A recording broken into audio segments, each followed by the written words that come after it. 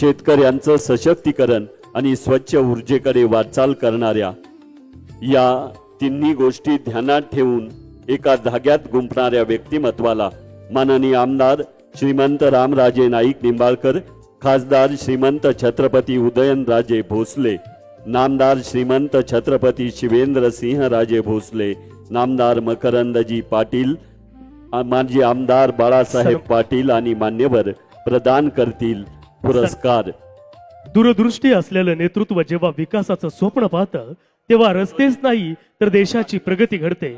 भारताच्या राजकारणात विकास पुरुष म्हणून ज्यांचं नाव आदरानं घेतलं जातं, ग्रामीण भारताला आधुनिक भारताशी जोड देणारं महान कार्य जे करतायत ते या भारत देशाचे रस्ते वाहतूक व महामार्ग मंत्री आदरणीय नितीनजी गडकरी साहेब यांना या किसनवीर सहकारी साखर कारखान्याच्या प्रांगणात आबासाहेब वीर सामाजिक पुरस्कार देऊन या ठिकाणी गौरवण्यात येत आहे। खऱ्या अर्थानं आम्हाला खऱ्या अर्थानं अभिमान वाटतोय एवढ्या उत्कृष्ट अशा व्यक्तीला हा सर्वात मोठा किसनवीर सहकारी साखर कारखान्याच्या प्रांगणात हा पुरस्कार देण्यात येतोय।